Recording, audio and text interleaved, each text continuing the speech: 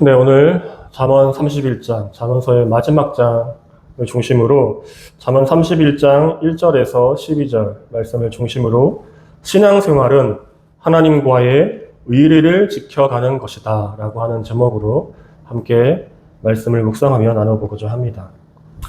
네, 이제 어느덧 잠언서의 마지막 장에 왔습니다. 잠언서를 묵상하면서 잠언의 핵심이 여호와를 경외하는 것이 지식의 근본이라고 하는 것, 모든 것의 가장 으뜸은 하나님을 경외하는 것이라고 했는데 그것이 구체적으로 어떻게 오늘날 살아가고 있는 우리에게 적용할 수 있을까 하는 그런 질문이 있었습니다. 그러면서 지난주에 갑자기 이런 생각이 들었습니다. 설교 시간이든 교회에서 신앙생활, 믿음생활, 하나님을 경외해야 한다. 이런 말들을 많이 사용하는데 이런 말들이 말할 때마다 조금은 추상적이고 마음속에 그렇게 실질적으로 다가오지 않는 것 같은 그런 생각이 들었습니다. 보통은 내 감정이 뜨거워지거나 내 감정에 그것이 마음에 들거나 그것이 설득이 되거나 그것이 내 마음속에서 납득이 되어지면 또 어떤 일이 잘 풀리거나 불가능해 보이던 일들이 되어지고 어려운 가운데에서 구원을 얻고 고난 가운데에서 해방을 얻을 때 그 가운데에서 그것들이 믿어지면 믿음이라고 하는 그런 생각이 듭니다. 하지만 한 주간 묵상하면서 이렇게 상황에 따라서 내 감정에 따라서 그 믿음이라고 하는 것을 정한다고 한다면 믿음이라고 하는 것을 말한다고 한다면 무언가 기준이 없다라고 하는 그런 생각이 들었습니다. 왜냐하면 믿음이 상황에 따라서 내 감정에 따라서, 내 조건에 따라서 그것이 어떤 때는 믿음이 되어지기도 하고 어떤 때는 믿음이 되어지지 않는다고 한다면 그것은 믿음이라고 할 수 없게 될 것이라고 생각됐기 때문에 그렇습니다. 그러면서 드는 생각은 믿음은 무엇일까? 내가 어떻게 나의 믿음을 있음을 하나님 앞에 드러낼 수 있을까?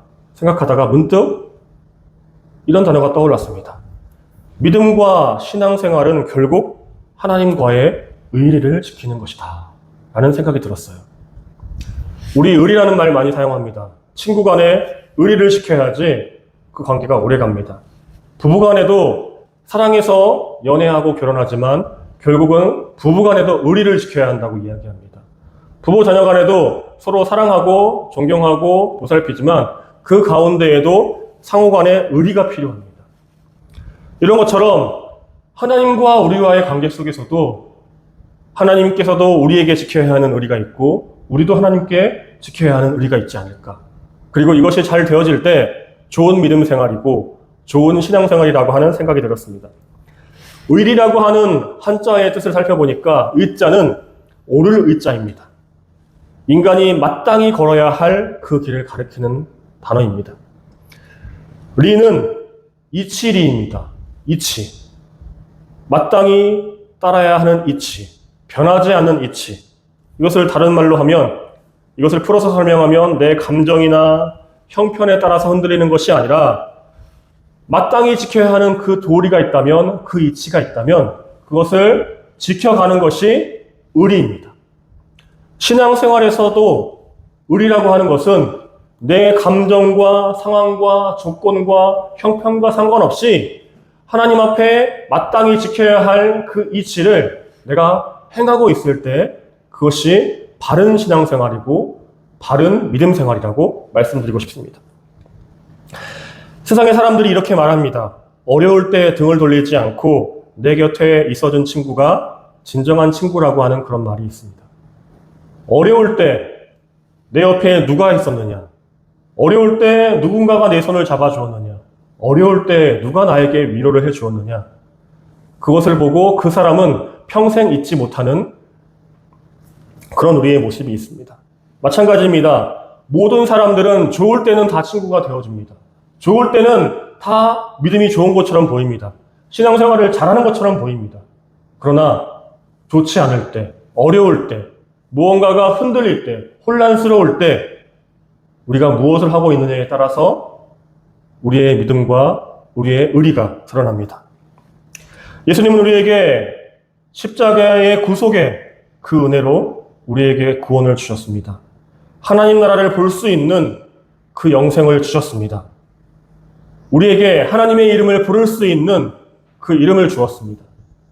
하나님께 기도할 수 있는 은혜를 주었어요. 세상에 있는 사람들은 천국이 믿어지지 않는다고 합니다. 천국을 보여주면 내가 믿겠다고 이야기합니다. 그러나 우리는 그것이 눈으로 보지 못하였어도, 손으로 만진 바 되지 못하였어도 어느 순간 하나님이 믿어지고, 하나님이 나라가 믿어지고, 천국이 믿어집니다.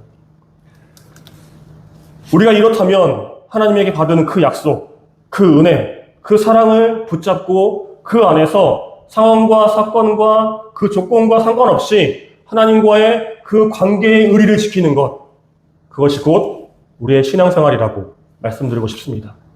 하나님과의 그 의리를 지키는 것, 그것이 여호와를 경외하는 것이라고 말씀드리고 싶습니다.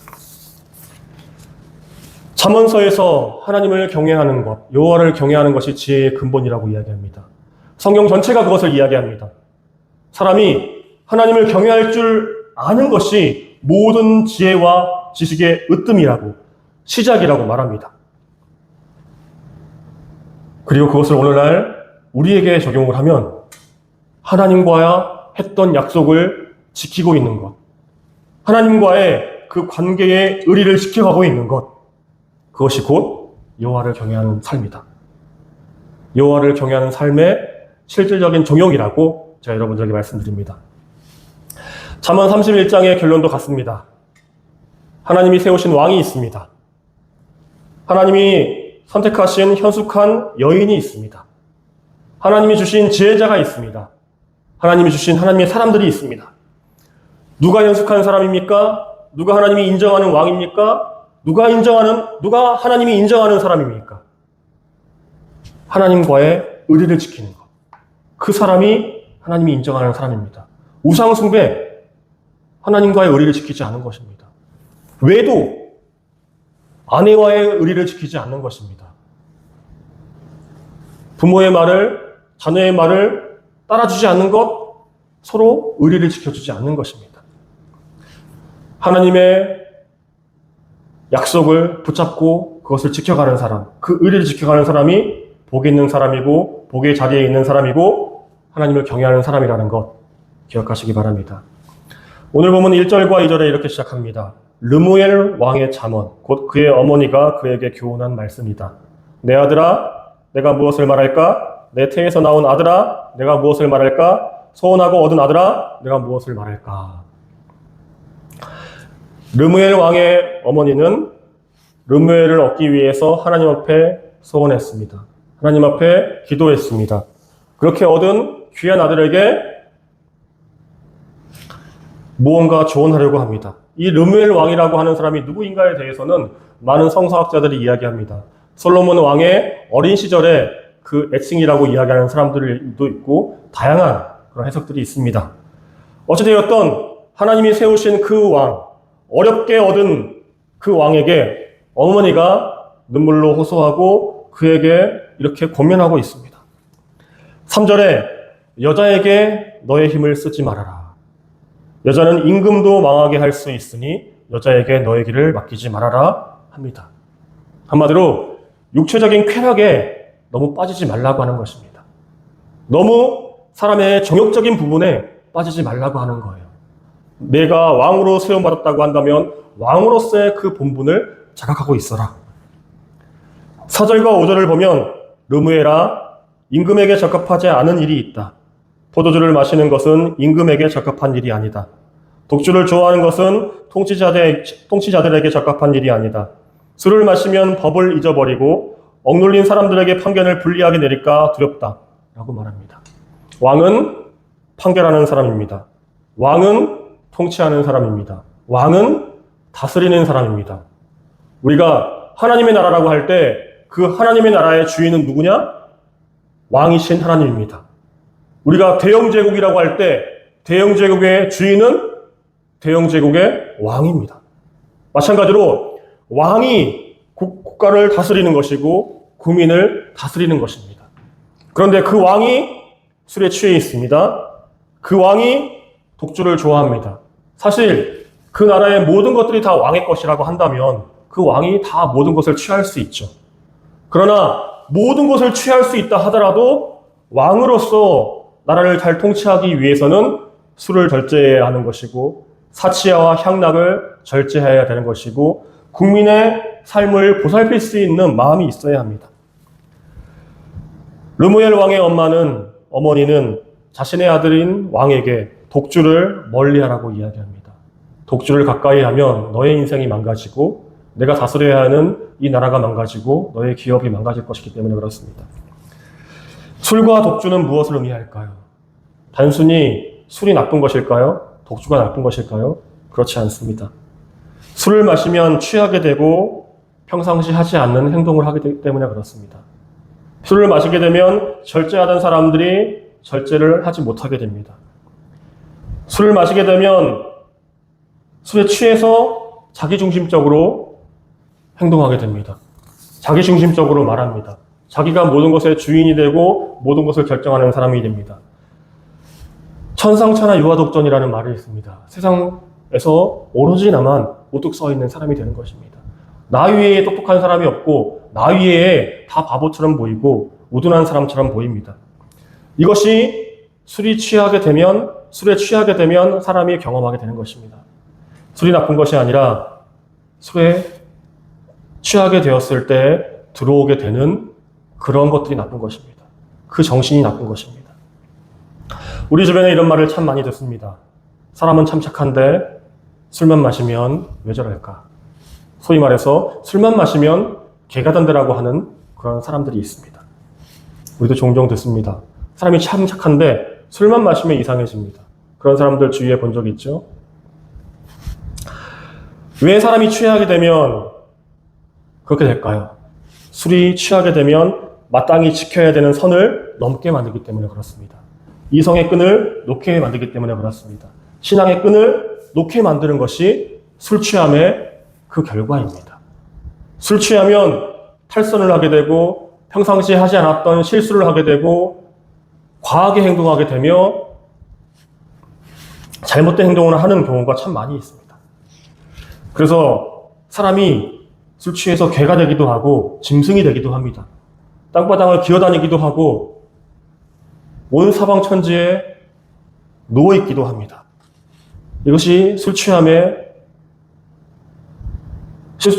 통해서 사람들이 경험하게 되는 것입니다. 마찬가지로 영적으로 취하는 사람들도 있습니다. 영적인 자아도취에 빠지는 사람들이 있어요. 영적인 자기교만에 빠지는 사람들이 있어요. 하나님이 내가 하는 일마다 축복을 줍니다.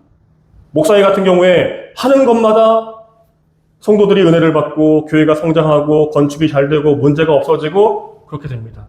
어떻게 될까요? 겸손하기보다 교만하기가 쉽습니다. 유혹에 빠지기가 쉽습니다. 이렇게 취기에 빠지면, 영적으로도 취기에 빠지면 사람이 짐승이 됩니다. 본능에 따라서 움직입니다. 사탄의 유혹에 너무나 쉽게 넘어갑니다. 마귀에게 이용을 당합니다. 그래서 너무나 유명했던 목사들로 인해서 교회가 지탄을 받게 돼요. 목사의 실수로 교회가 세상의 손가락질을 받습니다.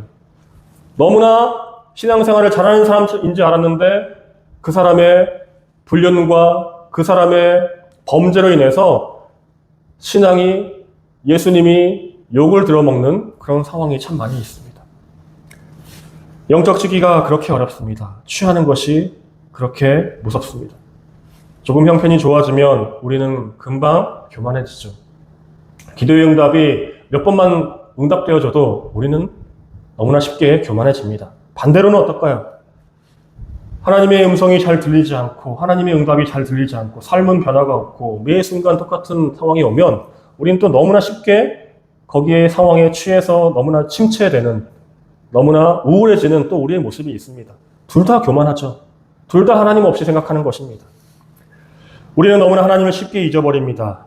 그리고 하나님 앞에 이렇게 말합니다. 하나님 제 마음 아시죠? 하나님 제 상황 아시잖아요. 하나님 제가 무엇을 원하시는지 아시잖아요. 왜 저에게만 이렇게 하십니까? 왜 다른 사람들에게는 많은 은혜를 주시면서 왜 나에게는 은혜를 주시지 않으십니까? 이렇게 원망할 때가 있습니다. 그리고 지금 내가 하나님 앞에 이렇게 하지 못하는 것, 내가 이렇게 하는 것 하나님 때문이에요. 이렇게 합리할 때가 참 많이 있어요. 한 주간을 묵상하면서 이런 태도야말로 하나님과 의리가 없는 그런 태도라고 생각되어졌습니다. 너무나 쉽게 제 마음 아시잖아요. 제 상황 아시잖아요. 너무나 변명하고 있는 나의 모습을 보면서 참 의리 없는 삶을 사는구나. 하나님께서 기도를 응답해 주시면 거기에 좋아라 해벌쩍 웃고 있는 내 모습을 보면서, 반대로 내가 원하는 대로 기도의 응답이 이루어지지 않으면 삐지고 토라져서 나 혼자만의 세계에 빠져있는 나의 모습을 보면서 참 의리 없는 나의 모습이 있다라는 생각이 들었습니다. 이번 주에 6.3 지방선거가 끝났습니다. 선거 과정을 보면서 불리한 상황인 것 같은데 끝까지 믿음을 가지고 자신이 지지하는 후보와 동행하는 사람들이 있었습니다.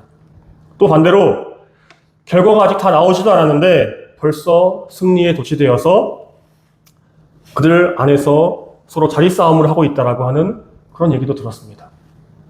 누가 진정 의리를 지킨 사람일까요? 불리해 보이는 상황에서도 자신이 지지하는 후보가 당선되게 하기 위해서 끝까지 그것을 도와주고 지지하고 이기게 하는 방법을 고민하며 그 옆에 있는 사람일까요? 아니면 아직 결과도 안 나왔는데 그 안에서 한 자리 차지해보겠다고 아둥바둥 어울리고 있는 사람들일까요? 묵묵히 자기 자리를 지키면서 그 옆에 있던 사람이 바로 그 후보와 의리를 지킨 사람이라고 생각되어집니다. 진짜 의리라고 하는 것은 내 손에 힘이 있든지 힘이 없든지, 상황이 유리해 보이든지 혹은 상황이 불리해 보이더라도 어떠한 상황 가운데에서도 변함없이 그 자리에, 그 곁에 있어주는 것이 진정한 의리입니다. 우리가 삶을 살아가다 보면 우리의 미래는 알 수 없기 때문에 우리가 힘이 있을 때도 있고 힘이 연약할 때도 있고 잘 나갈 때도 있고 못 나갈 때도 있고 될 때도 있고 안 될 때도 있습니다. 그 모든 상황 가운데에서도 곁에서 든든하게 지켜주는 사람, 그 옆에서 지지해주는 사람, 그 사람이 진정한 의리 있는 사람입니다. 하나님이 우리의 곁에 바로 그렇게 계시는 분이십니다. 내 감정에 내가 출렁이고 있을 때에도 한결같이 옆에서 지지하고 의지하고 격려하고 강하고 담대하라고 말씀하시는 분이 하나님이십니다. 그러나 우리는 세상에 감정이 유동치는 상황 가운데에서 하나님이 인정되어지기도 하고 하나님을 바라보기도 하고 바라보지 않을 때도 있습니다. 또한 세상에 있는 사람들이 나에게 손가락질하고 괜히 비난하는 것처럼 느껴질 때가 있습니다. 그럴 때는 또 하나님을 바라보지 않고 등지고 살아갈 때가 있습니다.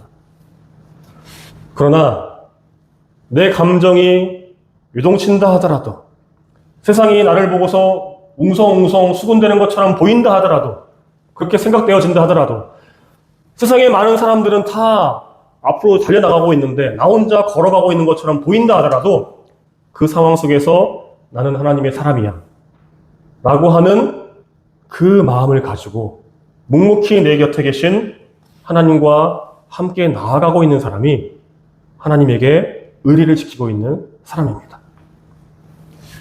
세상에 있는 사람들도 동료들과 친구들과 그리고 동업자들끼리 의리를 지키기 위해서 피나는 노력을 합니다. 피나는 인내를 합니다. 왜? 의리를 지켜야지 자신의 사업이 꾸준하게 유지될 것을 알기 때문에 그렇습니다. 의리를 지켜야지 친구와의 관계가 오래 지속될 것을 알고 있기 때문에 그렇습니다. 그렇다고 한다면 하나님과의 의리를 지키는 것, 그 어떤 것보다 중요하지 않을까? 이 세상에 그 무엇보다 더 도전해 보아야 하는 그 일이 아닌가 말씀드리고 싶습니다. 두 번째로 하나님과 의리를 지킨다고 하는 것은 골방에 앉아있기보다, 나 혼자 있기보다 하나님의 마음이 머무르는 곳에 내 마음도 머무르는 것입니다. 진짜 의리는 친구가 바라보는 것을 같이 바라봐 주는 것이죠. 진정한 사랑은 내가 사랑하는 사람이 바라보는 것을 같이 바라봐 주는 것이죠. 그것처럼 하나님과 의리를 지키는 것, 하나님이 바라보시는 것을 바라볼 수 있는 것, 그것이 곧 의리를 지켜가는 것입니다. 6절과 7절에 독한 술은 죽은 사람들에게 주고 포도주는 마음이 아픈 사람에게 주어라. 그가 그것을 마시고 자기의 가난을 잊을 것이고 자기의 고통을 더 이상 기억하지 않을 것이다. 하나님이 눈물이 고인 곳에, 하나님이 마음이 있는 곳에 마음을 두라고 합니다. 왕에게는 독한 술을 금지하라고 하면서 고통 속에 있는 사람들에게는, 가난과 아픔과 슬픔 속에 잠겨있는 사람, 죽어가는 상황 속에 있는 사람들에게는 위로주를 주라고 합니다. 역설이죠. 어떤 때는 금지하고 어떤 때는 주라고 합니다. 이독치독이라는 말이 있고 이열치열이라는 말이 있어요. 우리는 사람과의 관계 속에서 상황과 사건, 상황에 따라서 적절한 것들을 사용해야 합니다. 어려운 사람들에게 그 사람들을 위로할 수 있어야 합니다. 그 사람들이 왜 어렵고 왜 슬픈지 그것을 따지기보다, 옳고 그름을 따지기보다 그 사람이 어려운 상황에 처해 있다고 한다면 그 사람의 마음을 공감해 주어야 합니다. 자신의 자식이 죽었는데 그것을 슬퍼하는 사람들에게 그만하라고 하는 사람들이 있어요. 인간으로서 그러면 안 되죠. 슬퍼하는 사람들에게는 같이 있어줘야 하는 것이죠. 누군가가 죽었는데 그것에 대해서 위로해 줘야지 그것을 비난하는 것은 금지해야 합니다. 자살하는 사람들이 있어요. 재난을 당한 사람들이 있어요. 어려움 당하는 많은 사람들이 있습니다. 인생이 망해서 슬퍼하는 사람들에게 내가 이래서 망했어 라고 하는 말보다 그 사람을 위로하면서 그 옆에 있어주는 것이 굉장히 중요합니다. 이것이 왕이 해야 한다라고 하는 그 역할이라고 이야기하고 있습니다. 8절과 9절에 너는 벙어리처럼 할 말을 못하는 사람과 더불어 고통 속에 있는 사람들의 송사를 변호하여 입을 열어라. 너는 공의로운 재판을 하고 입을 열어 억눌린 사람과 궁핍한 사람들의 판결을 바로 하여라. 스스로 변호할 수 없는 연약한 사람들이 있습니다. 가난한 사람들이 있습니다. 법을 잘 모르는 사람들이 있습니다. 공동체 안에서 지극히 연약하고 작은 사람들이 있습니다. 연약하고 작은 사람들, 소외된 사람들, 나에게 도움이 되지 않은 사람들 편에 서라고 이야기합니다. 그러나 세상의 처세서는 뭐라고 이야기하는지 아십니까?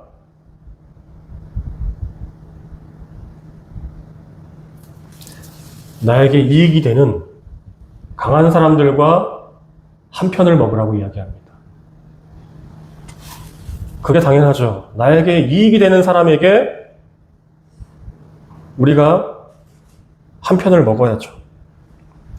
오히려 약한 사람들의 소리는 귀를 닫고 들어주지 말라고 이야기합니다. 하지만 하나님은 아무도 편들어주지 않는 사람들, 가난한 사람들, 능력이 없는 사람들, 외로운 사람들, 망한 사람들, 버림받은 사람들, 친구들에게 왕따를 당한 사람들, 그런 사람들과 함께하라고 말씀하십니다. 그런 사람들에게 힘을 줄 수 있는 사람이 되라고 말씀하세요. 하나님은 그렇게 눈물이 있는 곳에, 고통이 있는 곳에 늘 함께 하십니다. 우리가 누군가의 눈물이 있는 곳에 함께 한다면 하나님이 기뻐하실 것입니다. 오늘날 개신교회가 욕을 먹고 있습니다. 가톨릭 교회는 부흥 성장하고 있다고 합니다. 왜 두 교회에 이런 극명한 차이가 나타날까요? 개신교회는 힘 있는 사람들, 강한 사람들, 부자들의 편에 서 있는 것으로 묘사되어집니다. 그러나 가톨릭은 아픈 사람들, 죽어가는 사람들, 슬픈 사람들과 함께하고 공감하는 모습이 있습니다. 똑같은 하나님을 믿고 있는 사람들인데 어떤 사람들은 힘 있는 자의 편에 서 있기 때문에 사람들은 손가락질을 합니다. 하나님 사랑하고 이웃 사랑하라고 하는 예수님의 말을 너희는 어떻게 지키고 있느냐. 위선자들이라고 하는 생각이 드는 것이시죠. 우리가 하나님의 말씀, 하나님의 마음이 있는 곳에 있을 때에 하나님이 기뻐하십니다. 마지막 10절부터는 잠언의 대미를 장식합니다. 현숙한 여인이 등장합니다. 누가 유능한 아내를 낳겠느냐. 그 값은 진주보다 더 뛰어나다. 성경에서 말하는 현숙한 여인이라고 하는 이 말은 단순히 여인을 의미하는 것이 아닙니다. 예수님은 신랑 되시고 성도들은 신부입니다.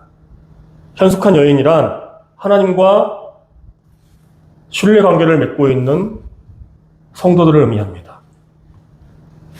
하나님과 신뢰관계를 맺고 있는 묵묵히 그 자리를 지켜가고 있는 성도들이 현숙한 여인의 모습이라는 거예요. 누가 유능한 아내를 맡겠느냐? 그 값진 진주보다 더 뛰어나다. 누가 현숙한 여인이 되겠느냐? 현숙한 여인이 어디 있느냐? 이렇게 묻는 것입니다. 남편은 진심으로 아내를 믿으며 가난을 모르고 산다. 남편은 진심으로 아내를 믿는다. 예수님은 진심으로 우리를 믿으십니다. 우리가 흠이 있고 실수가 작고 연약해도 우리에게 신뢰를 주는 거예요. 이것이 사랑입니다. 사랑은 조건을 보고 주는 것이 아니라 그 사람을 보고 주는 것입니다. 그냥 사랑이 생기니까 사랑을 주는 겁니다. 믿음이 생기니까 믿음을 주는 것입니다.